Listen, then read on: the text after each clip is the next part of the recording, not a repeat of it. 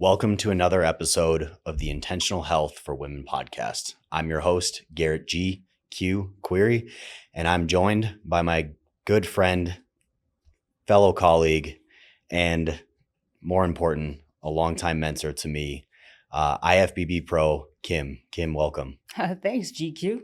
Glad to be here. Yeah. So, Kim, we met in... I think 21. 21? Yeah, that's when I started at that gym. Okay. Yeah. Okay. So 2021, coming off the back end of COVID, hot mess across all industries. No doubt. What brought you to Arizona? What brought you to Glory Gains Gym?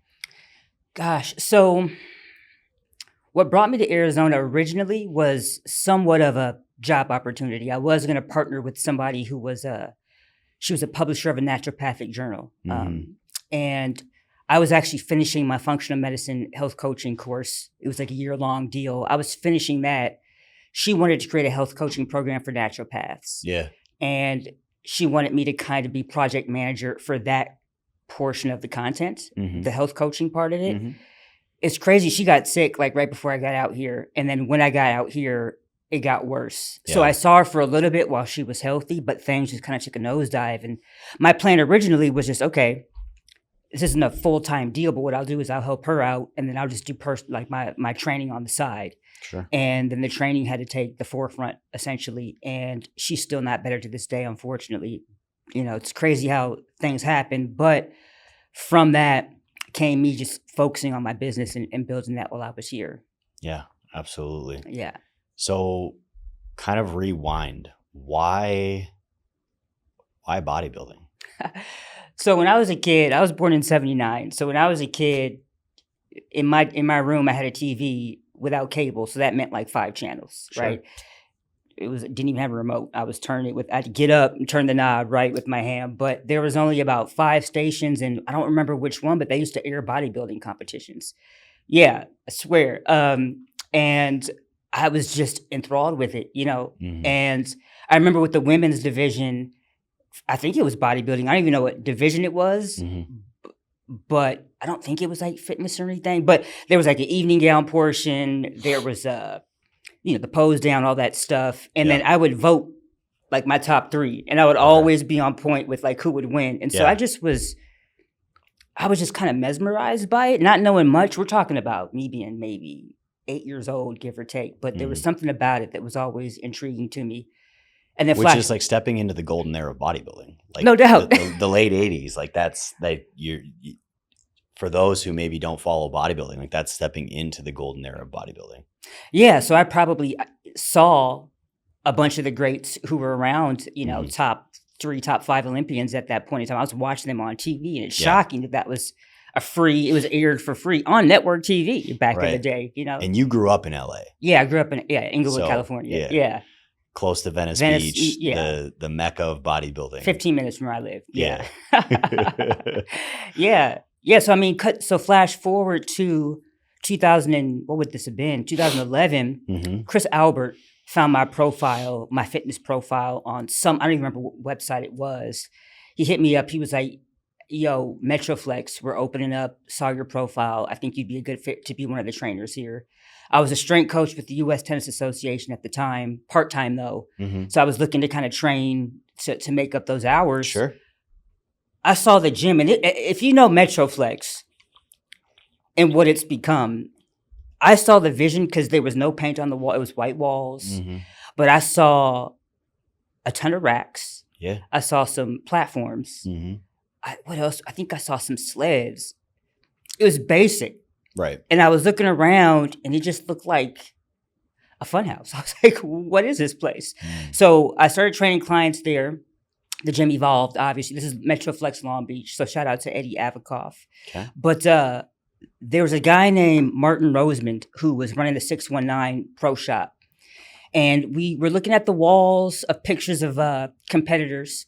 At this point in time, I didn't even realize there was figure. I think I knew there was fitness and bodybuilding. I didn't know there was figure or even, women's physique just started at that point in time, 2012, I think. So I was like, admiring the bodies. And Martin was like, you could looking at you right now, you could do a show in like 12 weeks. I was like, get out of here. You know, Yeah. I looked at magazines in the store and saw the diets and stuff and never thought I'd be that disciplined to do it. But he was like, yeah, you could do a show in 12 weeks. So Because Chris, we've talked about this, like you before bodybuilding, yeah, you ate like most, college young 28, like yeah. fast food, some Taco Bell in there. Yeah, I mean, and what I thought was health foods as a Yeah. drink was, come on, food pyramid type stuff. So yeah, I wasn't, you know what? That was actually right at the end of me or the beginning of me repairing my gut. So I was just starting to, before the bodybuilding, get put up on game about like what really creates the issue in regards to like body composition issues. Mm-hmm. I grew up in the 80s. Fat was the enemy. So I was learning Yeah. that fat was not the enemy. Right. It was a type of carbs. It was the insulin, that type of stuff. So I was just diving into that like right before the bodybuilding. So it was perfect timing because it wasn't that much of a shock to follow a diet based on kind of and I think I got into paleo at that time too. That was Okay. kind of a big thing. Okay. It was emerging. So Yeah. it was perfect timing. Nice. So as a collegiate strength and conditioning coach, what was your nutrition like before that? Like right before that? Like, because by that point you had been like a coach for a while, like doing more like weightlifting, right? Like Olympic weightlifting, Yeah. More sports performance type sports stuff. performance, Yeah. etc. It was designed, it was fuel based. I remember being at Metroflex and training, and then I had some I was eating something, and I remember Chris Albert, the dude that did my diet for my first show, was like, oh, he was laughing. He was like, oh, that's such a performance based diet. I didn't know what he meant, but he was basically saying, bodybuilding is different. It's a different way of fueling. So I was fueling to have energy to do basically like a program you'd see a college athlete do. I was cleaning, snatching, jerking, right? Heavy strength-based reps or hypertrophy-based reps or power explosive type of stuff. Right. So I was fueling to be able to have energy to do that. I was also fueling because strength and conditioning at the college level is 12 hours plus, right? Yep. It's 6 to 6. Yeah. So I was in the weight room at 5:15 for swim at the time when I was at Cal State Northridge. I wasn't dipping out till after baseball. We're talking about like close to 7 p.m. Yep. So I also had to fuel to be able to be on my feet to coach my teams up and then help out the head coach. Yeah. So I just was about like, I need energy. Right. I need to be dynamic. I need to keep my head on a swivel. That's pretty much what I was fueling for. Training and then being vigilant in the weight room. What did that look like? How much food are we talking? Like, do you remember like how much? If I could ballpark it, what's funny is there was a Subway on campus, and this is back when I thought Subway was healthy. And so Right. I would definitely smash a sandwich for lunch. I'd probably bring another sandwich, so just carbs, Right. like carbs and wheat grains for days. Yeah. But it would be, breakfast would probably be, because it's before the gut stuff, so maybe like eggs, some toast, or like a PB&J. Lunch would typically be Subway. I think I would typically bring healthy treats, so like Triscuits or stuff like that. Some seeds or something. Back then, bars weren't the greatest, but I'd probably have some sort of a bar to kind of hold me over. But I'd say probably more calories than I needed, maybe about like 3,000, give or take. Because you never know if you're going for fast food, which was going to be Subway or Panda, right? That alone is going to probably cover half of those calories. 100%. So.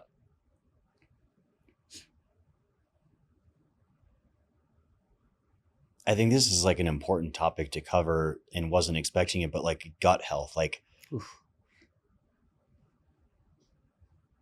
in your experience, like let's expand on that. Is, you mentioned healthy snacks, Triscuits, Yeah. right? And to some of the audience that might listen to us, they might still be under that conception of like, hey, Triscuits are okay. Mm-hmm.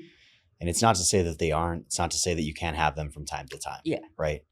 But when we're talking about gut health and we're talking about these things and we're talking female health, menstrual health. Yeah. Because so many women deal with menstrual cycle issues.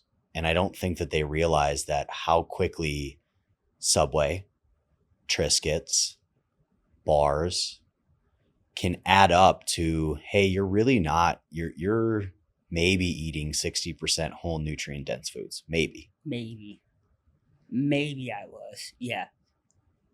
Did you have cycle issues back then coinciding with, like, a lot of times over the years as a functional health coach, like, I deal with gut health issues, which also correlate, and I have a lot of menstrual cycle issues. And when we clean up the gut, and when we clean up the gut,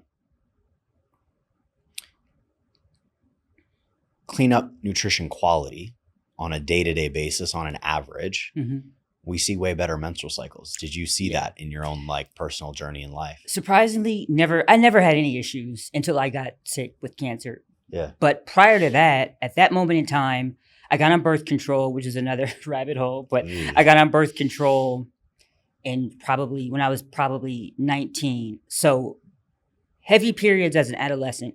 Okay. Very heavy periods. Yep. And my cramps were out of control. Like, they would bring me down. And that's back when my parents, I was one of four. The oldest two were at college. And then they just kind of they just tapped out, and there was a lot of fast food.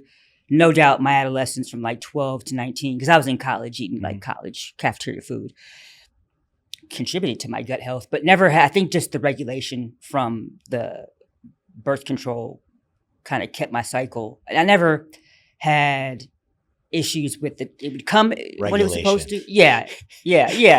Right. Yeah. That's what I was thinking. Right. Yeah. So my cycle was never, I was taking the pills. Right. Yeah. So I feel as though I never really had that issue prior to going into bodybuilding. When I started bodybuilding, oddly enough, I would be like peeled, super dry, and still be on my cycle. Or if I stopped menstruating, it would typically come back in the off season in about a month or two. So I never went while on birth control. Oh, so, and let's flash back. Let's rewind. So I turned pro in 2014 at USA's in Las Vegas. Oddly enough, I knew so many women were taking estrogen blockers, and I wasn't taking anything. And I was like, well, I'm putting hormones into my body with the birth control, while these other girls are taking stuff to kind of pull the estrogen. So what I did was when I finished my last pack, which was probably 4 to 5 weeks, give or take, 4 to 6 weeks before USA's, I just never took birth control again. And that was the leanest, because I tended to carry a lot of my fat kind of in the upper glutes, like the glute meats. And so that was like the most peeled I ever was. And I just never looked back, which was divine intervention. Like, who would have thought bodybuilding would have, I didn't even know why I should or shouldn't. It just was like, they're doing this, and I feel like I'm going against what everybody else is doing. Let me stop taking it. And I haven't looked back since. But then I did discover what birth control can do, and I'm glad I made that decision. Yeah, it's impacts on your gut health long term, and now research is coming out. It's gut dysbiosis, like all of it, right? Why collegiate strength and conditioning? Like, what drove you to that? Family of four, or four brothers and sisters. Yeah. Well, strength and conditioning, I'll tell you what, I was teaching at the time when I got my CSC. I studied for all that stuff. I was teaching at the time. I was a full-time physical education health teacher at my alma mater, Notre Dame Academy in Los Angeles. And I was also the head varsity women's, well, it was an all-girls school, but the varsity basketball coach. And I was training my girls. Bodybuilding stuff, because that's all I knew. It was like bodybuilding splits. I go to a seminar for phys ed teachers, and no. I go to a seminar for basketball. It was a hoop seminar for coaches. I saw the strength coach. It was at Cal. I saw the strength coach doing some stuff with the women's team, and I was like, who is that? And then what are they? I want to do that. It's like when people watch movies or go to an opera or something, and they look at somebody and go, that's what I want to do. That was my aha moment.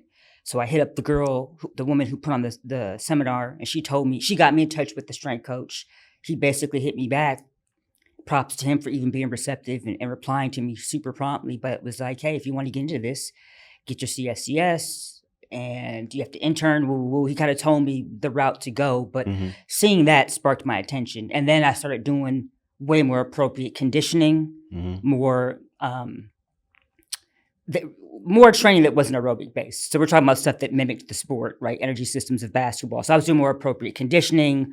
I was doing more appropriate lifting. And then I did that for 2 years with my girls and with the varsity volleyball girls. And then went into the college route. But it was seeing him do that stuff that just was super intriguing to me. And I knew teaching in basketball wasn't the end game. Yeah. I just didn't know what it was. Yeah. So I feel like life is always on time. I saw that when I needed to make that transition. So I feel like this is a funny time to be sitting down and doing this interview, because we're seeing health and fitness, like, right, goes through trends, right? Like bodybuilding, powerlifting, weightlifting. And we're seeing a big trend of like hybrid training. So given your background in strength and conditioning, seeing what that probably did for your girls,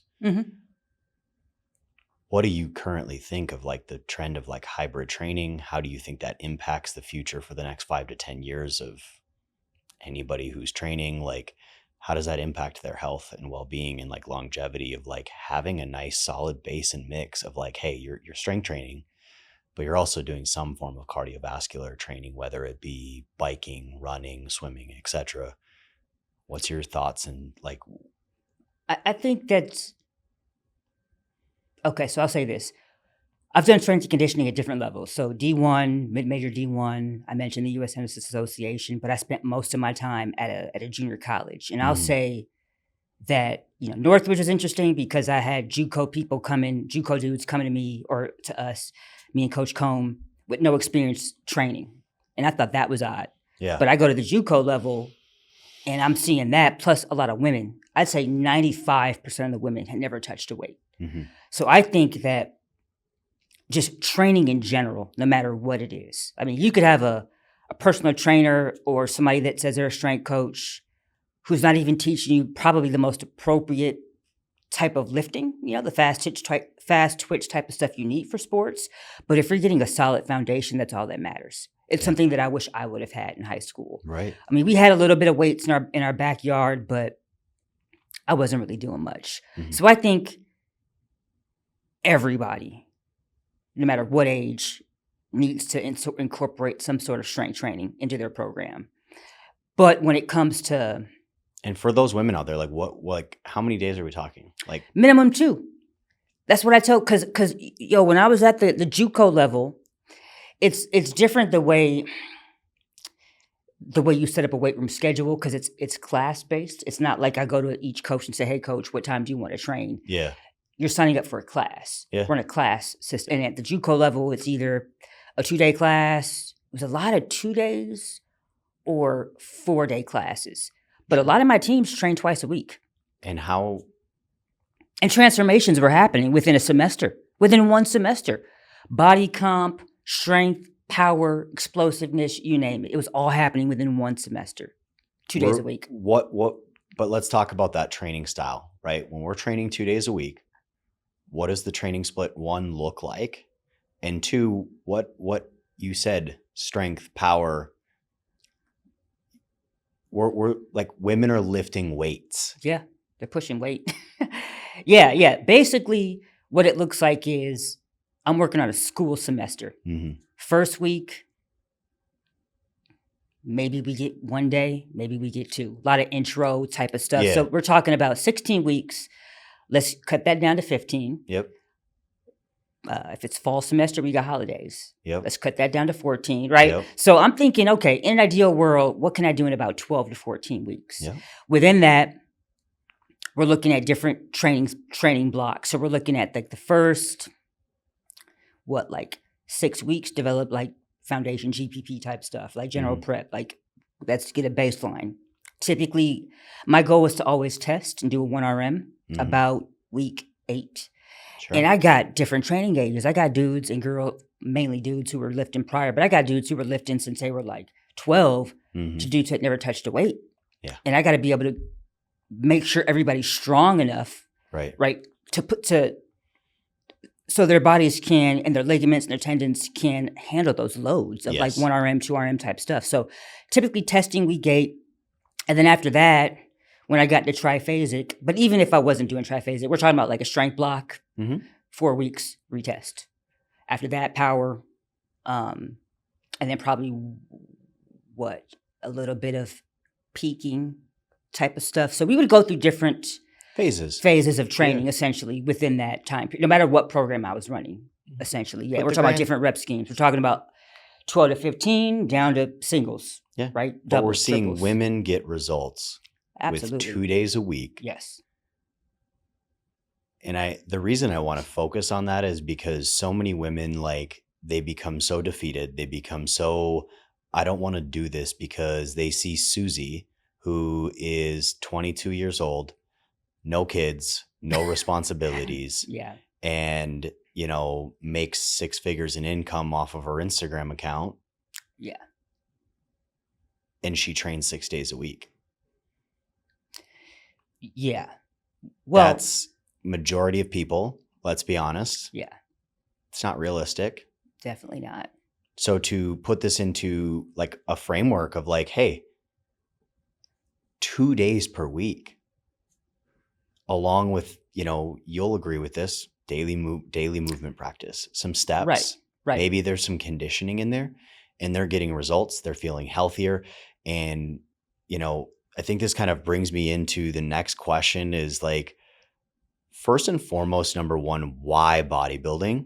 And then we'll kind of continue to branch off of that. But why bodybuilding? What was was it literally just like someone looked at you and was like, hey, you can compete in 12 weeks. And you were just like, literally, let's just ship it. Literally. And if I could backtrack just real quick for the ladies listening, because you asked me a question, there was one more component I left out. It was total body. It was 2 days total body, right? So it wasn't just arms. We had to train multi-joint type of movements.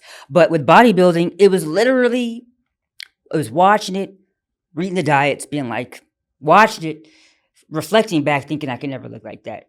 Looking at the diets in the magazines, thinking I can never be that disciplined. And somebody's saying, you can do this.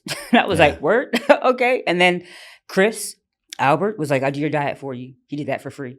Got a cheap suit for like $150, if you know how much suits cost, which are like hundreds into the thousands. I did my first show, and I was also a dancer growing up. So I was on a competitive dance team from like 3 to maybe 11th grade, right? So 3 to 17. And I remember my first figure show, being on stage. I remember them going through, when you meet before a show, they go over, hey, for figure, okay, you come, you do your model turns, you do this. I didn't even know what a model turn was. I was on YouTube trying to figure out how to pose, but I didn't even know the language. And I remember being behind stage and poking my head out when girls were going, and my heart was and I was thinking, what am I doing? What am I doing right now? And then I had to just kind of lock in and think, Coach, like, you've done this your whole life. You've performed in front of people your entire, like most of your life. You've done this before. Kind of calmed me down. I did my first show. I placed, I think, 4th, and at the time, top 4, got a bid for nationals, right? So I basically did another local show, went to nationals, got my ass handed to me, but it was a good experience to see what top level girls look like. But yeah, and then when I went back to Metroflex, Martin, the guy that put me on, was like, you can do this. He was like, so you addicted yet? And I was totally addicted. Yeah. I mean, I got a trophy, right? But let's like frame this, you were a dancer. Yeah. So you had great legs. Thank you. Right? Yeah. Like that's a big piece. Like I think that's something that a lot of people miss when we're talking about bodybuilding. Who's the best bodybuilders? Oftentimes it's gymnasts, soccer players, wrestlers. Yeah. Wrestlers, dancers, track. Right? Yeah. Why? And like we look back, and then like we can frame this is of you were a dancer, so you immediately, right? You had an advantage in regards to your legs.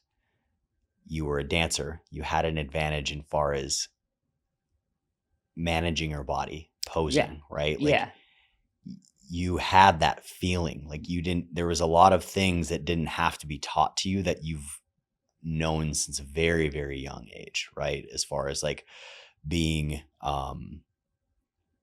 competitive in that regard. Even proprioception. Just knowing where things are. So to be able to flex every muscle, but still be relaxed in certain areas and smile. I mean, that was kind of second nature to me, for sure.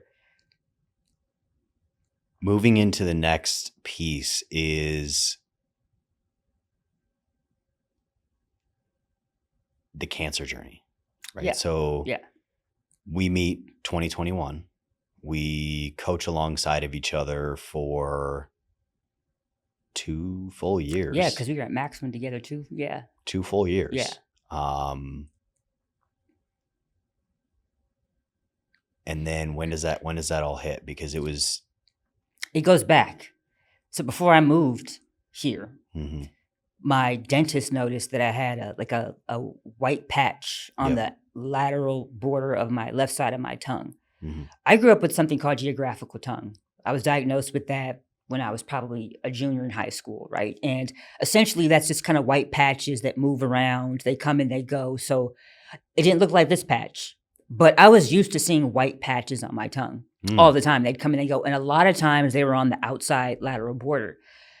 So with this, I found out about functional dentistry, right? Biomimetic dentistry. And so I found a person really close to me in regards to where I lived, and he did an oral exam, and he was like, you know what, I don't really like the way that patch is looking.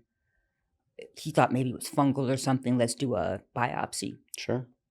Most excruciating thing I've ever experienced. At that time, the cancer stuff was worse, but it came back non-cancer. It was like non-cancerous cells, or excuse me, it was precancerous type of cells. So it wasn't cancer, right? So I went to a functional medicine doc, tried to kind of address it, but I was also getting ready to move here and put on the back burner. So it was always in the back of my mind. And knowing what you had it when we met, basically. Like, and we would chat about it here and there, and you were kind of trying to figure it out. We discussed, my coach, and obviously like as I continued to learn more from the functional side and like gut health, hormones, etc., like we had a lot of conversations back and forth. And it was just kind of one of those things, like you said, like you were aware of it. I probably had cancer well before that big symptom, which was March 2023.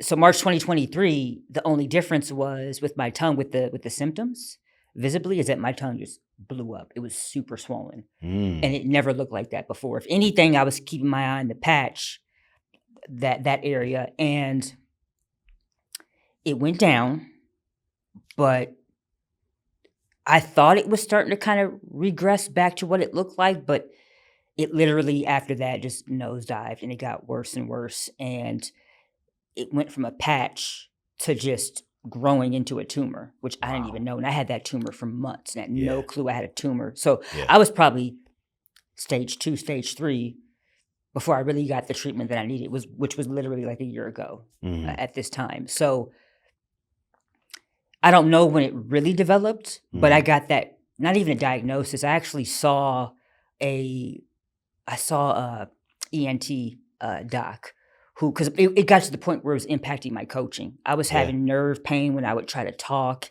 It was impacting my ability to eat. And I canceled a session with the client. Thankfully, timing, always divine. Her husband was a dentist. I went into him and he was like, it's cancer. I've seen it a million times. He got me into like the top ENT, who's impossible to get into, the next day. Wow. And he was like, I have to do a biopsy to confirm. But he was like, I'm 99.9% sure that's cancer. And this was May of last year. Okay. And so that's kind of, I was probably dealing with it since 2018, but didn't actually start to get help until 2024 or 2023, 24. Looking back and what you know now, geographical tongue, and, I don't know if you know this, but I know is like you can have gut health issues passed on to you by your parents. From birth. And I was adopted. My birth mother was like 15.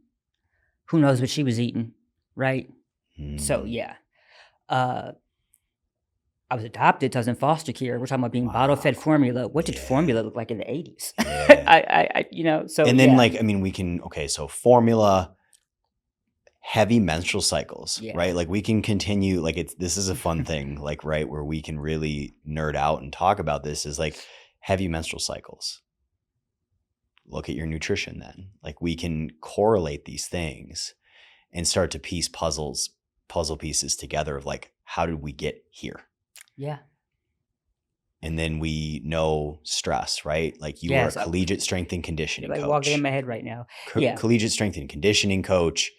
You even said it yourself. You're working 13, 14-hour days. You're eating Subway. You're eating PB&Js, bars. I'm going to the club on the weekends. Pre-gaming with fast food, drinking, post-gaming with fast food. Yep. It's no doubt that the gut stuff happened when it did, when I was, I think, 29 or 30. Yeah. Right. Oh. Didn't mean to cut you off. But birth control. Birth control, right? So lifestyle habits were not locked in. They were not locked in.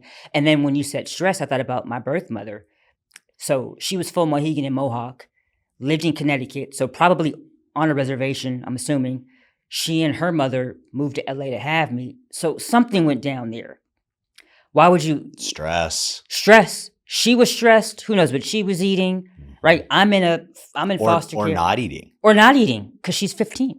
Yeah. I'm in foster care. What does that even look like? Who tends to you? When do they tend to you? When I'm screaming, do people come immediately, right? And what type of formula am I getting exposed to? So yeah, stress was there. And then stress right before that big incident in March, I'd gotten a dog around my birthday, end of October, and October of 2022. 23. Okay. And was that 20? Excuse me, you're right, 22. Yeah. Because I got diagnosed in 23. Yep. First dog, Australian cattle dog. in a 900 square foot. To be fair, as someone who worked alongside of her when she got this dog, I cringe. I'm like, most did. I remember that. I'm like, I don't know. I don't think she knows what she got herself into. No, I dog sat a client of mine. Shout out to Melinda Pet Snake, Mama Pets. I dog sat her 12-year-old cattle dog who was super chill, right? Thinking, oh, this is cake. I think I took care of her, Greta, for a weekend, and then got Rod the next week. I was stressed out of my mind with this dog. Yeah. And if we can go into this real quick, March first symptom, got him end of October. I think he knew something. I know dogs can like sense or smell something. Yep. I got him the best training possible. And he's a smart dog anyway, right? Yep. But everything was going great.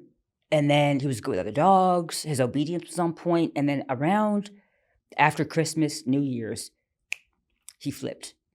We're talking reactivity to his shadow, reactivity to his reflection in a mirror or in cars. Yeah. And sometimes other dogs. I couldn't walk him anywhere. Yeah. I was out of my mind, super stressed. And so that was happening right before March.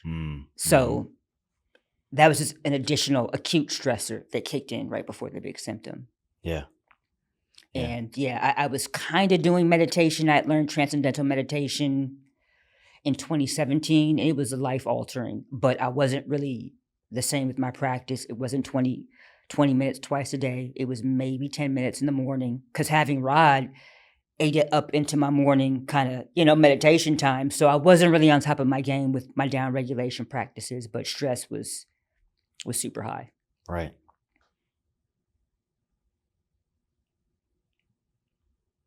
I think he sensed something though, because he flipped 180. I think maybe he knew more than I knew, and maybe it was like a protective type of thing. Who knows? Yeah.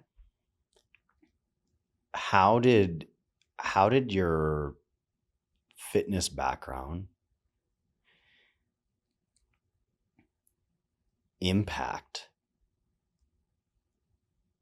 your course of treatment and everything, like your holistic background, like wanting to fix those things? What was that like? Like how did that impact you, and how did it change that course? Yeah, I mean, fitness would have been dance, and I played basketball since I was, young, and so club and like varsity basketball and stuff. So I had the discipline on lock. And the gut health was my entry into holistic medicine. Yep. Right. I was doing all the things on my own, but before I got my first round of treatment, nothing was working. For the first time, it was like, watch the sunrise, watch the sunset. Like lifestyle stuff, food, I did my best. I was drinking food, blended food, because I couldn't eat. But like sleep, food, movement, I was doing all the things. And I was doing all the things before I got sick. Yeah. That's the thing. I think there's some emotional components, I believe, 100%, that contributed more so than the lifestyle stuff. But went to Mexico, Hope for Cancer, luckily raised money on GoFundMe, came back worse. and they were doing all the things that you can think of, that you know of. If you're in holistic, Tell people, what is Hope for Cancer? yeah, Right? What is Hope for Cancer? You ended up coming back worse. What does that look like? Like, what did you go through there? What's their approach? Yeah. They so it's a 3-week deal. You can go integrative or you can go natural. I didn't want a biopsy because I was afraid of spread or seeding, so I opted out. So I was completely natural. And head and neck cancer is a different beast. It's way different than other types of cancer. I know this now because I did have to go through conventional treatment, and it wasn't the place for me. But what did it look like? 3 weeks. And I was doing hyperbaric oxygen. I was doing DMSO drips. I was doing hyperthermia, high dose vitamin C, mistletoe injections. Gosh, I was doing infrared sauna, like everything you've probably heard of in the natural sphere was available there. And when I left, there was a little bit of a bump here from a tumor forming. My jawline looked a little full, but I didn't have like bulky tumors. And your treatment was, they had a chef there that provided food based on the dietitian, nutritionist recommendation. So I had 3 square meals, but treatment was like all day. Yeah. I would get stuff in, like the red bed. They had a PBM there. I would go and do that before breakfast at 7, right? But I was doing treatment from like 7 to 7 or 7 to 6. It was like back to back to back. It was super intense. Right. I was fatigued already, low energy, was not sleeping for months. Still wasn't sleeping there. So I was exhausted. It was so exhausting. And when I left, my tumors were huge. I mean, Frankenstein. I had like 2 huge tumors here. These hadn't popped out yet, but that's what I mean by worse, is that still wasn't sleeping, digestion constipated for months. I was not eliminating. So me knowing what I know, I'm like, they had colonics there too. Which to put that into the context for the audience, like, because a lot of people deal with digestion problems. A lot of people don't excrete daily. Yeah. Which I was before this. Yeah. And so to put that into perspective, it's your biggest detox pathway. Yes.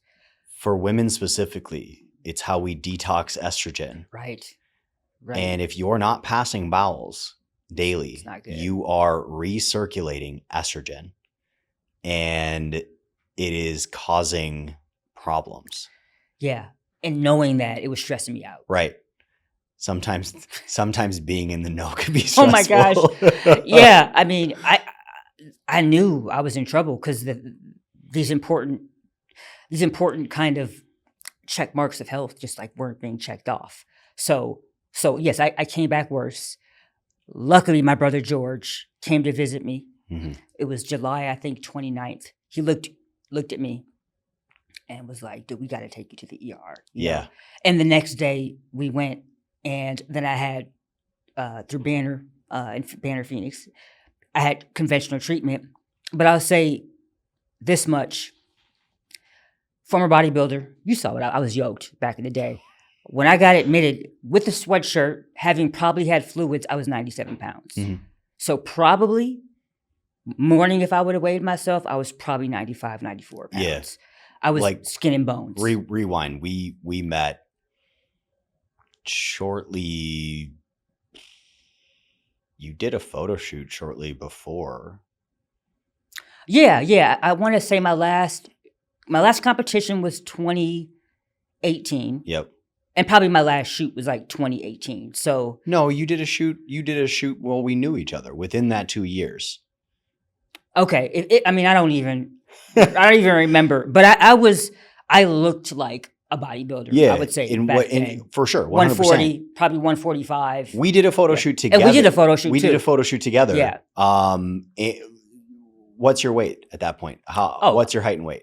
I'm 5'2" 3/4. And when we did that shoot, I was probably between 140 and 145. Yeah. Because I was thick. Yeah. I was Thick, enjoying, thick. thick. I was enjoying not being on a regimented type of. I was still eating clean and indulging, but 100%. I wanted to live my life. I wasn't Yeah. weighing stuff. I just wanted No. to kind of be free from all that. But I was a solid. I wasn't messy or sloppy. I was like a solid, No. probably like 140, 145 at that point. And you were in time. strong. Yeah. Because like, Thank you. what were you squatting back then?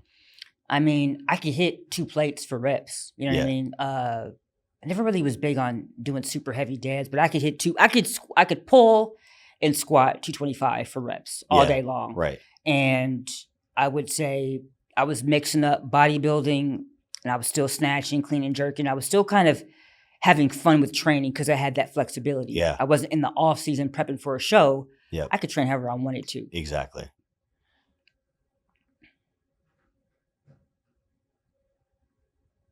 Someone's in your shoes. Mm-hmm. Cancer. Mm-hmm.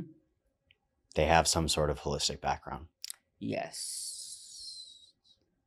Because, like, let's be honest, like, even to this day, I think both of us are in agreement. Like, we're not a huge fan of modern medicine, Agreed. even to today. Even Going through what you've been through, 100%. Nothing. modern medicine Nothing's saved your changed. life. Yeah. That's why you're sitting across from me today. Absolutely. But someone's in your shoes, cancer, some kind. What's your recommendation? Like, where do you, like, do you say if it's cancer, like, go the modern medicine route? Like, how is that your experience of, like, going the natural, making it worse and literally almost killing yourself? Yeah. At a renowned facility, but still, yeah. You got to honor yourself. So whatever your gut tells you to do, you got to honor that. Because me being on this side of this I'm glad I got both experiences. Right. I'm glad I trusted myself. I'm glad I honored myself and went the route that I thought was the best route for me. Yeah. I don't regret that. No. There were times when I did, but I needed to experience that, obviously, because it happened. Yeah. And then I experienced the flip side of it, and I thought it was going to kill me. I remember talking to my friend Lindsay, who I love dearly, and we were in the hospital changing from one unit to another. And I was like, Lindsay, I weigh 90-something pounds. They want to do chemo? Like, I'm not going to survive. Yeah. But what were my options? Right. I had already done the natural route. So there was no debating. It was like, I do this or I die. And there's something to be said about me realizing if it's my time, it's my time. I'm not going to lay down. But if this is what my life plan is, then I'm okay with that. Mm-hmm. So I surrendered to that. I surrendered to the chemo. I surrendered to the conventional medicine. And good friend of mine, basically, I forgot how she worded it, but she was talking about the medicine, right? What's the right medicine? And what I did was I would speak into existence what I wanted. Like I wasn't thinking I got to put this toxic stuff into me. I was thinking it's healing. This healing, this healing substance is going to help me. I would try to kind of make sure that my thoughts and my words towards it were not toxic. Right. And we're not negative. Yeah. I was eating hospital food at times when people couldn't bring me stuff. And if we're talking about nutrition and gut health, I mean, hospital food is a joke, right? But I would eat it. This is healing substances for my body, right? Yes. So I would say trust your gut. And if that's a natural route, go the natural route. If you're fearful and you want to go straight to conventional, that's a personal decision. I'm glad I trusted my gut. I'm glad I got both experiences. But knowing what I know, I had my acupuncturist, or I would say I told her, I kept her up to speed as much as I could, but I had a feeding tube and I had IVs for the chemo because with head and neck, sometimes it can kind of close down your throat. So it's tough to swallow. Yeah. So when I couldn't eat or drink, I have nutrients going through my feeding tube. I was putting probiotic capsules in my feeding tube. I was putting like IgG, colostrum or something. I was doing what I could to balance things out. Mm-hmm. As soon as I got out, I was doing acupuncture weekly. Yeah. I mean, I was doing sound healing. I was doing colonics. I was doing the stuff that I knew, right? But I knew, okay, I got to run some stuff by my oncologist because some of the holistic stuff can be counterintuitive, right? Hyperbaric oxygen, great for cancer, not for head and neck, from what I understand. Interesting. Right? So, and I was doing it every day for an hour for 3 weeks. Mm-hmm. I don't know if that's the one thing or if there were many variables, but right? So I would say if you get to the point where you're like, I gotta go. And when I went conventional, I was going to die otherwise. There was no other decision to Yeah. be made. If you have time in your early stage, it's a different scenario. But you don't have to throw, what do they say, the baby with the bathwater out. You can do integrative. Yeah. You can get an integrative like naturopath oncologist to help you out through that process. Mm-hmm. You can still do both Mm-hmm. because you're going to have to repair and recover what the conventional stuff can potentially do. As we're coming to the close, how is bodybuilding, your gut health journey, impacted coming out the other side? Like, what does that look like? Like, how much has that impacted? And do you feel like we're 1 year out? I know, right? it's We're crazy. 1 year. 1 year. Did you ever imagine a year ago right now that you're sitting across from me recording a podcast? What do you weigh today? Ooh, I'm probably 130. Yeah. Back up to 130. Yeah. You're squatting, you're Yeah. training, Yeah. lifting. How does that, like, what does that look like? What does that look like for someone who just walked through the same thing, doesn't have your background? Like, where do you genuinely think that they're sitting? Yeah, I mean, I would say how my history helped me was that when you're prepping for a show, there's times you're low energy and you still got to train, you still got to work, you still got to do whatever you got to do. So when I got back into the gym and the bar alone, I'm just getting buried, right? Yeah. And I gotta do step ups on a treadmill because a bench is too high. Yeah. You got to just give yourself grace. Yeah. And there's times when I'm still getting everything back together and balanced, right? And there's times my energy's not there, but I know movement's important. Right. So I'll strip down a training session and just move, body weight, just move, right? So never would have imagined I'm doing now back then, but I was speaking things into, I was talking about what I wanted to do. I remember talking to my brother Tim about like the neural stuff I do with my training and wanting to do that type of stuff. And I'm doing it right now. So I was always I knew that it was important to still speak positively about what I wanted to accomplish. Right. So I think that having the discipline from bodybuilding, from dancing, from playing basketball definitely helped me in regards to the discipline I need now to get back into training, to work on my business, right? To train my clients and have a nice kind of time management type of schedule. But words matter. And there was never an instance where I ever said, and if the thought came into my mind, I would reject it. But there never was a moment where I said anything like, it's going to take me forever to get my business back. It's going to take me forever to get my body back. You have to be very diligent and intentional with what comes out of your mouth. I knew I was going to make it. I was okay if I wasn't going to make it, but something told me I was going to get through this. And I knew that this stuff doesn't happen for nothing. And so coming on the other side of it, my mental talk and the way I approach life is way different than how I was living my life before. And the main takeaway is how you were thinking and living your life got you into this mess. You got to change some things on the other side of it so this doesn't happen again. Yeah.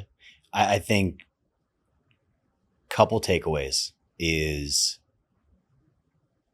wherever you're at in your journey, even if you're not in Kim's shoes, cancer, coming out the other side.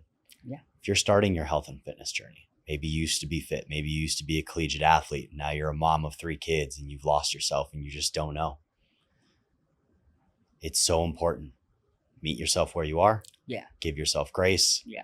And discipline is the action. Like that's the answer. There's always a solution. Always. Ton of excuses that are legitimate. There's always a solution. Always. Yeah.